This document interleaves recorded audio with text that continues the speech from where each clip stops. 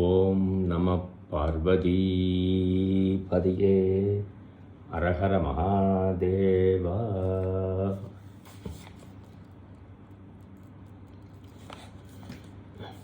இன்றைக்கு அப்பர் சுவாமிகள் குரு பூஜை. சித்திரை சதயம் அவர் முக்தி அடைந்த நாள். காலையில் அவிட்டம் இருந்தாலும் அப்புறம் பிற்கால சதயம் வந்துடுறது. வெடியற்கால வேளையில் சதயம் இருக்கணும், அது கணக்கு. திருப்பகலூரில் இன்றைக்கி குரு பூஜை நடக்கிறது. நாளை வெடியற் காலையில் சுவாமி ஜோதியில் கலக்கிற நாள். ஆனால் அப்பர் சுவாமிகள் உடைய பாடல்கள் சிலவற்றை நாம் பார்ப்போம். ரொம்ப சிறப்பாக இருக்கும். எல்லாமே நல்லா பாடியிருக்கார். தான் ஒரு சிலவற்றை நான் இப்போ பார்க்கலாம் என்று இருக்கிறேன். அதில் மிக முக்கியமானது என்னன்னு கேட்டாக்க திருப்பழனம்ங்கிற ஊர். ஆபத்சகாயேஸ்வரர் என்று சுவாமிக்கு பெயர். அந்த திருப்பழனத்தில் சுவாமிகள் பாடியிருக்கார். அங்கே அப்பூதியடிகள், திங்களூரில் அப்பூதியடிகள் வாழ்ந்திருக்கார். அந்த இப்பொழுது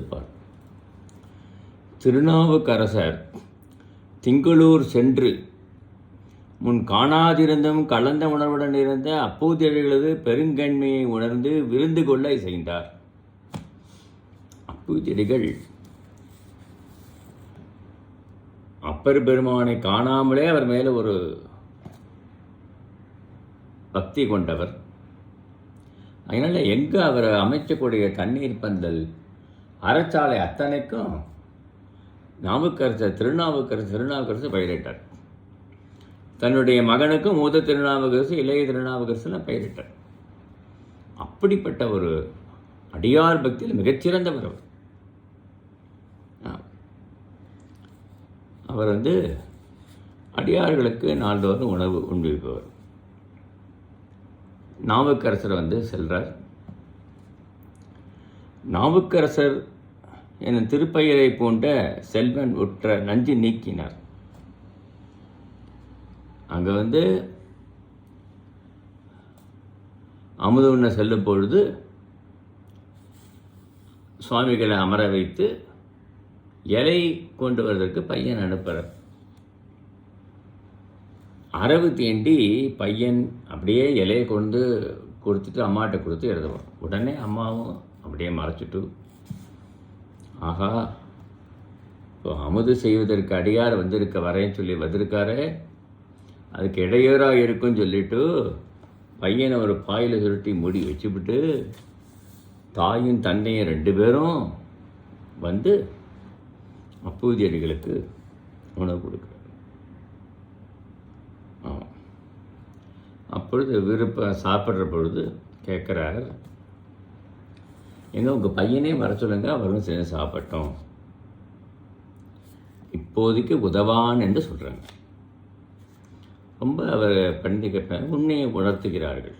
ஆகா, என்ன காரியம் செய்ய துணிவீர்கள் நீங்கள் என்று சொல்லி அப்படியே பக்கத்தில்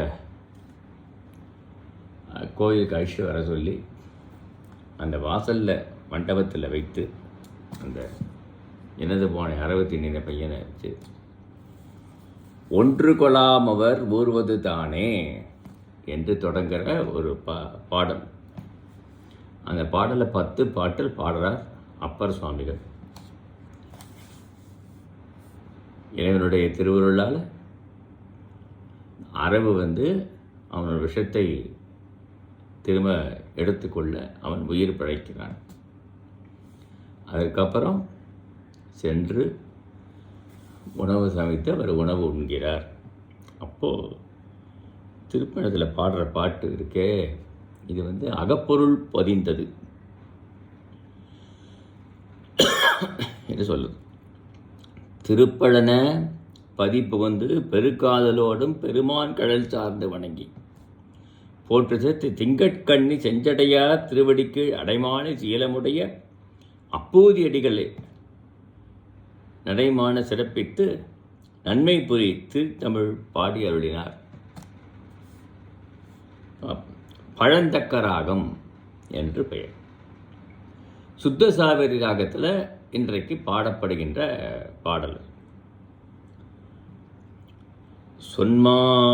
சொன்மாலை பயிலுகின்ற குயிலங்கால் சொல்லீரே, பன்மாலை வரிவண்டு பனிமிழற்றும் பழனத்தான், முன்மாலை நகுதிங்கள் முகிழ்விளங்கு முடிச்சென்னி, பொன்மாலை மார்பனன் புதுமணம் உண்டு இகழ்வானோ என்று பாடுறார். சொல்வரிசையை தவறாமல் கோவுகின்ற குயில் இனங்களே, குயிலை பார்த்து சொல்ற மாதிரி தலைவி, பல வரிசையுடைய கோடுகள் பொருந்திய வண்டுகள் பண்பாடும் திருப்பழனத்தை உகந்தருளி இருப்பவனாய், மாலையின் முற்பகுதியில் ஒளிவீசும் பிறை விளங்கும் சடைமுடையை தலையில் உடையவராய், பொன் போன்ற கொன்றை மாலையை அணிந்து கொண்டு, எம்பெருமான் என்னுடைய கண்ணி இளநலத்தை நுகர்ந்து பின் என்னை இகழ்ந்து புறக்கணிப்பானோ, என் நலத்தை உகழ்ந்து என்னை புறக்கணிக்கலாமா என்று தூது சென்று என் பெருமானுடைய நிலையை உரைப்பாய் என்று குயிலை பார்த்து சொல்கிறார். அப்புறம் அடுத்தது 2ஆம் பாட்டில், கண்டகங்கால் முண்டகங்கால் கைதேகால் நெய்தல்கால் பண்டரங்க வேடத்தன் பாட்டோவா பழனத்தான், வண்டுளான் தடமூழ்கி மற்றவனன் தளிர்வண்ணம், கொண்டநாடு அறிவான் குறிகொள்ளாது ஒழிவானோ என்று பார்க்கிறோம். நீர்முள்ளி செடிகளே, கடல் முள்ளிகளே, தாழைகளே, நெய்தல்களே என்று அந்த தாவரப் பொருள்கள்லாம் நோக்கி கூறுறாளாம். பண்டரக கூத்திற்கு உரிய வேடத்தனாய் பாட்டுக்கள் நீங்காத திருப்பழனத்தில் எப்பொழுதும் திருப்பழம் பாடிக்கொண்டே இருப்பார்கள் அடியார்கள். எம்பெருமான் வண்டுகள் உலாவுகின்ற குளத்தில் யான் மூழ்க என்னை காப்பாற்றுவதற்காக தானும் குளத்தில் குதித்து என்னை கரை சேர்த்த பொழுது, நான் குளத்தில் முழுகினேன், உள்ளுக்குள்ளே அகழ்ந்து போய்டுவேன் போடுறது, அப்பொழுது என்னை காப்பாற்று, நீ குதித்து என்னை காப்பாற்றினாயே, தள்ளு போன்ற வண்ணத்தை அப்பொழுது உன்னுடைய அனுபவித்த அந்நாள் நான் நினைவில் வைத்திருப்பவள், அதை தன் அடியாவளாகிய என்னை ஏற்றுக்கொள்ளாது என்னை தவிர்க்கலாமா, அது அப்படியே நீ என்னை காப்பாற்றியது எனக்கு இன்னமும் எனக்கு மனசுக்குள்ளே இருக்கே, என்னை விட்டுட்டு போகலாமா இப்படி என்று கேட்கிறார். அடுத்தது, மனைக்காஞ்சி இளங்குருகே மறந்தாயோ மத முகத்தன் பனைக்கைமா உரிவோர்த்தான் பலர்பாடும் பழனத்தான், நினைக்கின்ற நினைப்பெல்லாம் உரையாயோ நிகழ்வண்டே, சுனைக்குவளை மலர்கண்ணாள் சோற்றுதாய் சோர்வாளோ. என்ன சொல்கிறார், வீட்டுக்கு கொல்லப்புறம் இருக்கு இல்லையா, அங்கு வளர்க்கப்பட்ட காஞ்சி மரத்தை தங்கியிருக்கின்ற இள நாரையை அங்கிருந்து நீ உனக்கு இறை தேடுகிறாய், என்னை மறந்து விட்டாயா, பிரகாசிக்கிற வண்டே மதம்பொழி முகத்தை உடையதாய் பனை போலும் திரண்டு உருண்ட பருத்த துதிக்கையை உடைய யானை தோலை மேலே போர்த்தவனாய், யானை தோலை போர்த்திருக்கிறான் எம்பெருமான். பலரும் பாடும் திருப்பழனத்து எம்பெருமான் நினைக்கின்ற நினைவையெல்லாம் அறிந்து வந்தேன் என கூற மாட்டாயா, அவரை பற்றி என்கிட்ட சொல்லக்கூடாதா, பேசாமல் இங்கே உட்கார்ந்துருக்கீங்களே என்று கூறுறார். என் தூதாக சென்று என் தோழி அவள்வாள் தான் கொண்ட காதலால் செய்தியை நெகிழ விட்டு நான் சொன்ன தோழி சொல்லலை போல இருக்கு, நீங்களாக போய் சொல்லுங்க, என் நிலைமையை சொல்லு அவருக்கு என்று குறிப்பிடுகிறாளாம். 4வது பாட்டு, புதியையாய் இனியையாய் பூந்தென்றால் புறங்காடு பதியாவது இது என்று பலர்பாடும் பழனத்தான் மதியாதார் வேள்விதனை மதித்திட்ட மதிகங்கை விதியாள நுண்ணுயிர் மேல் விளையாடல் விடுத்தாடும். சொல்ற புதிய இனிய பூமணங்கமழும் தென்றல் காற்றை பார்த்து கூறுகிறாளாம் தன் நிலைமையை. சுடுகாட்டை தன் இருப்பிடமாக கொண்டு பலரும் புகழும் பழனத்தானாய் தன்னை மதியாத தக்கன் வேள்வி அழித்தான் இல்லையா, மற்றவரும் செய்த வேள்வியை ஒரு பொருளாக கொண்டு அழித்த விதியை தன் இட்ட வழக்காக ஆளுகின்ற பெருமான் என் உயிருடன் விளையாடலாமா, என் உயிரோடு கூட நீங்கள் விளையாடலாமா என்று இவள் கேள்வி கேட்கிறாள். இப்படி தக்கன் வேள்வி அழித்தவன் சிவருமான் என்னுடைய துன்பத்தை போக்கக்கூடாதா என்று அந்த காற்றை பாற்று தூது விடுக்கிறாளாம் அவள். அடுத்தது மண் பொருந்தி வாழ்பவர்க்கும் மாதீர்த்த வேதியர்க்கும் விண்பொருந்து தேவர்க்கும் வீடு பேராய் நின்றானை பண் பொருந்த இசைபாடும் பழனஞ்சேர் அப்பனையன் கண் பொருந்தும் போதத்தும் கைவிட நான் கடவேனோ. இம்மண்ணுலகில் பொருந்தி இம்மை இன்பமே கருதி வாழ்கின்றவர்கள் மேம்பட்ட தூய்மையை உடைய வேதியர்க்கும் தூய்மையை கொண்டபடிய வேதியர்கள் வானத்தில் இருக்கும் தேவர்களுக்கும் துன்ப வீடும் இன்பப் பெருமாய் நிற்பவன் அவன்தான். என்ன நல்லது கெட்டதெல்லாம் அவன்தான். நமக்கு துன்பத்தை தருவதும் நமக்கு இன்பத்தை தருவதும் சிவருமான் தான். நம்ம விதி, நாம் செய்த பாவ புண்ணியத்துக்கு ஏற்றவாறு அவன் நமக்கு அருள் புரிப்பவன். பண்ணோடு பொருந்தி இசை பாடுகிற திருவிழா சான்றோர்கள் எல்லாம் பண்ணோடு பொருந்தி பாடுகிறார்கள். அப்படிப்பட்ட தலைவனை யான் உயிர் போய் கண்மூடும் நேரத்தில் கைவிட வேணா, என்னோட உயிர் போகிற நிலையில் இருக்கே, நான் அவனை கைவிட முடியுமா என்று கேட்கிறாள். அப்படி அடுத்த பாடல் பொங்கோத மால்கடலீர் புறம்புறம் போய் இறைதேரும் செங்கால்வின் மடனாராய் செயற்படுவது அறியேன் நான் அங்கோல வளைக்கவர்தான் அணி பொழி சூழ் பழனத்தான் தங்கோல நெடுங்குன்றை தாரருளாது ஒழிவானோ. மிக்க வெள்ளத்தையுடைய பெரிய கடலில் அலைகளின் பின்னே சென்று இறை தேடுகின்ற மீன்களை சிவந்த கால்களை வெண்ணிறத்தையும் உடைய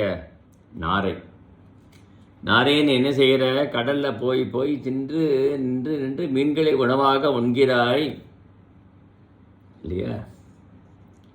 அப்படிப்பட்டவன் அடியேன் என்னை செய்யும் திறன் அறியேன், என்னுடைய அழகிய திரண்ட வளையல்களை கவர்ந்தவனாகிய அழகிய சோலைகளால் சூழப்பட்ட திருப்புழனத்தில் உறையும் எம்பெருமான் தன்னுடைய அழகிய நதிய கொன்றை பூமாலையை அருளாது அடியேனை கைவிடுவானோ.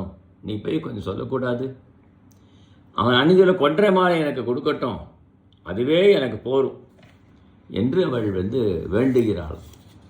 இறைவன் அணிந்து கொண்ட கொன்றை மாலை.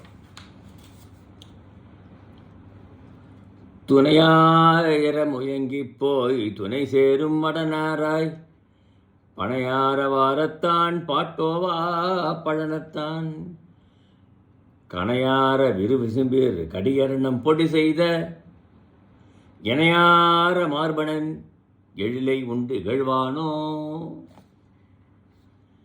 துணையான பேட்டினை தழுவிச் சென்று நீர்த்துறையை அடையும் நாரையே நீ உன்னுடைய பேட்டோடு கூட, பேடுனா பெண்ணாரையோடு கூட சென்று நீர்த்துறை அடைந்து நீ இன்பமாக வாழ்கிறாயே, என் துன்பது உனக்கு என்ன தெரிய போகிறது.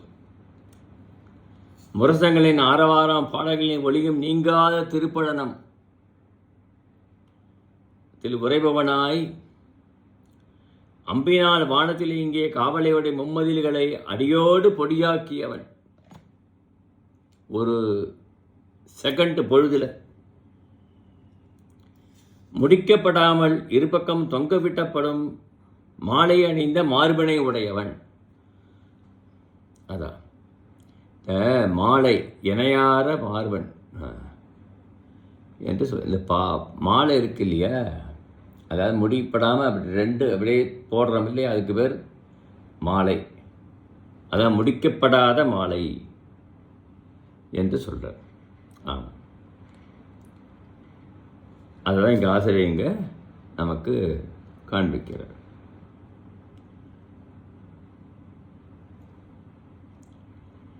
இணையார மார்பனன் எழில் கொண்டு இகழ்வானோ என்று. 3 ஊர்களை பொடு செய்தவன் அவன், சிரித்து விழித்தான் அவன். அவனுடைய அணிந்த அந்த மாலை அணிந்த மார்பனை உடையவன் என் அழகே இனிமையும் நுகர்ந்து என்னை அலட்சியம் செய்பவனாய் இருக்கிறானே என்று வருந்துகிறார். அடுத்த பாடல். கூபைவாய் மணிவரன்றி கொழித்தோடும் காவிரி பூம் பாவைவாய் முத்திலங்க பாய்ந்தாடும் பழனத்தான் கோவைவாய் மலை மகள் கோன் கொல்லேட்டின் கொடியாடை பூவைகாள் மழலைகாள் போகாத பொழுதுள்ளதே சொல்ற. திரளாக உள்ள மணிகளை வாரி கரையிலே சேர்த்து பெருகி ஓடிக்கொண்டிருக்கும் காவேரி பாவியின் முத்துக்கள் விளங்குமாறு மகளிர் பாய்ந்து நீராடும் திருப்பழனத்தை உடையவன். கொவைக்கணி போன்ற சிவந்த வாயை உடைய பார்வதியின் கேள்வன், பார்வதிக்கு கணவனாய் விளங்குகிறான். எம்பெருமான் காலை எழுதிய கொடியை உடையவன் இல்லையா. மழலை போல் இனிமையாக பேசும் பூவைகளை, அப்படிப்பட்டவன்கிட்ட பூவைகளை எளிமையாக, பூவைன்னு ஒரு நாகனவாய் புல்லுக்கு பூவை என்று பெயர், அதுவும் இனிமையாக பேசும். எம்பெருமானுடைய பிரிவாற்றாமல் அடியேனுக்கு பொழுது ஒவ்வொரு கணமும் ஒரு ஊழியாய் நீண்டு போகிறது. எம்பெருமானே நினைச்சு கொண்டிருக்கேனே, ஒவ்வொரு கணமும் ஒரு ஊழியா போறதே, அது நீ சொல்லக்கூடாதா என்று அவள் கேட்கிறாளாம். அடுத்த பாடம்.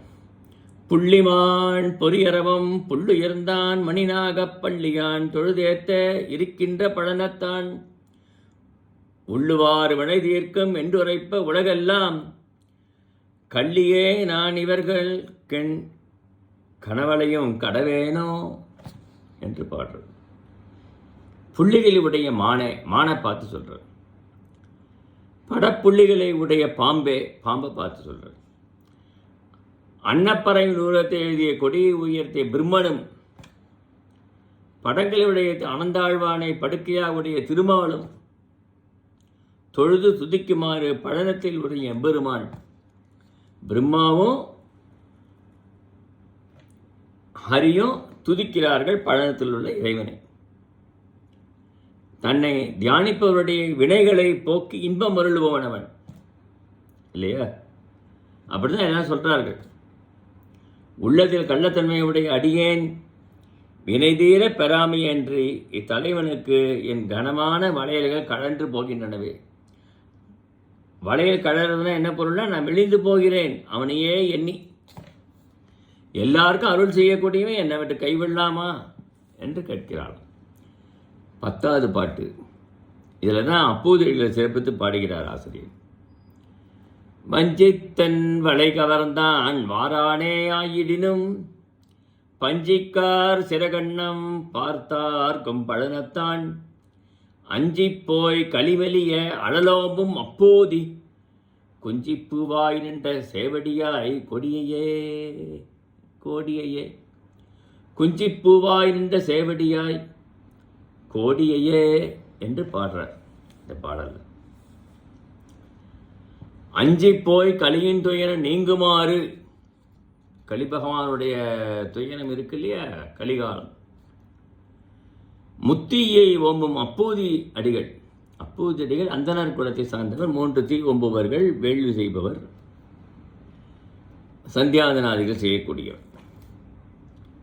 அப்பூதியின் குடுமைக்கு தாமரை பூவாக இருக்கும். அவருடைய ஆண்களுடைய தலை முடிக்கு குஞ்சி என்று பெயர். தாமரை பூவாக இருக்கும் சிவந்த அடிகளுடைய கூடல் தெய்வமே இல்லையா? அவருடைய திருவடி அவருடைய தலையில் இருக்கு, இறைவனுடைய திருவடி. என் வளையலை வஞ்சித்து கவர்ந்த செவ்வஞ்சு போன்ற சிவந்த கால்களையும் வெண் சிறுகளுடைய அன்னப்பறவைகள் பறவை ஆரவாரிக்கும் பழனத்து எம்பெருமான். அன்னப்பறவைலாம் இருந்திருக்கு காலத்தில், இப்போ ஒன்றும் காணும்.